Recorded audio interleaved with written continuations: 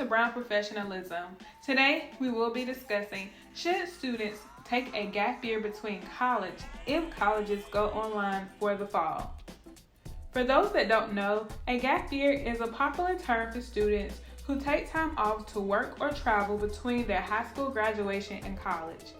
Students take a gap year for many reasons, such as being unsure about their future careers, not getting accepted into college or their dream college, seeking financial independence, wanting to see the world by traveling, and more. Gap years can be helpful if used the right way. Gap years have been noted to help students understand what they really want from their education. For instance, do they really want to be a lawyer, or would they prefer to be an accountant? Students have cited that taking a gap year has helped them consider career options and save money by actually majoring in fields that were interesting to them and not in majors that seem cool or popular to them by their peers. However, gap years can be very dangerous. The danger of a gap year is that they can become gap years. For instance, many students have intentions on returning to college, but life happens and they don't get back on track. Within that year, students may get a job that pays pretty decent for their current circumstances, or they might get married, or they might start a family. These things can sidetrack you from continuing your education and completing it.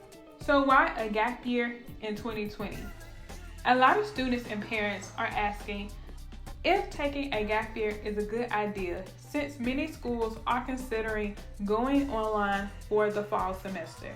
According to Money.com, about 20% of high school respondents planning to enroll in a 4-year college or university said they will likely change their plans due to COVID-19. However, another study from that same article from Money.com cited that nearly 5,000 seniors revealed that their confidence about going to college and being able to afford it was down as well. So, the big question is, should you take a gap year during this time? Before taking a gap year, please consider the following. First, not all colleges grant gap year deferrals, meaning that many colleges will grant a 1-year deferral. However, some schools will require that the student reapply for the next year, which puts you back into the same category as somebody who is unadmitted. So let's say you got into the college and they gave you a really good financial aid packet. However, you decided to defer for that year. If you have to reapply, chances are you might not get back in. You might get back in, then you might not. It just depends on the pool of applicants that they have to pull from that year.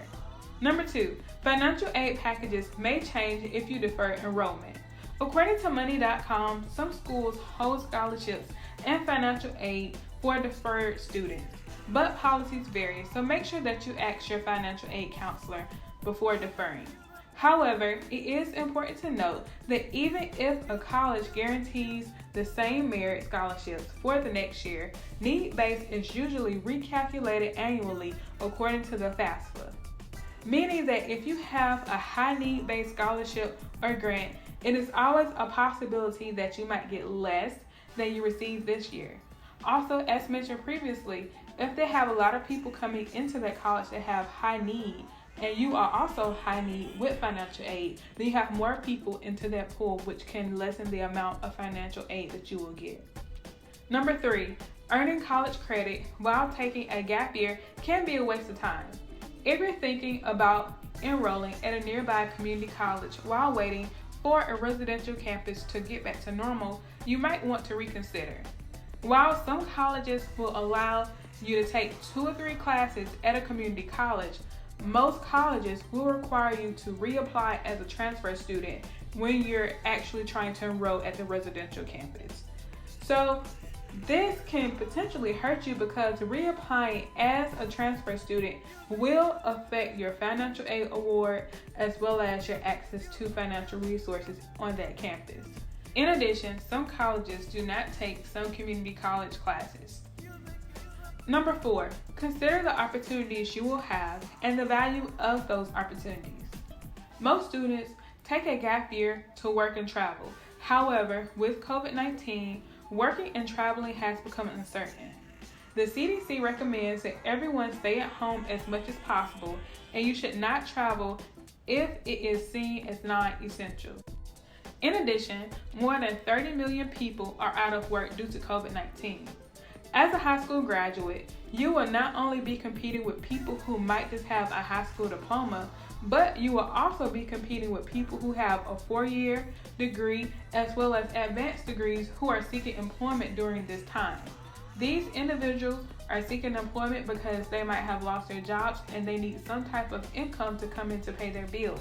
Now, even though they might not be in this position long, they will probably prevent you from getting the job on the first round. So that is very important for you to consider when thinking of employment and what employment will look like in regards to taking a gap year and going straight into the workforce. Also, many internships will either be online, postponed, or canceled. Before saying no to going to college in the fall, consider the opportunities you're going to have and how those will help you gain the experience that you have deemed needed in order for you to take that gap year. Finally, remember to work hard now and play later. It is important to remember that you're going to college to get an education. You should remember that you are there to obtain a degree to provide a better career and financial opportunities for yourself. Yes, the extracurricular activities are important. However, you should not delay your future because you can't engage in those right away. Online learning, it seems weird, however, it's quite common and you will get used to it.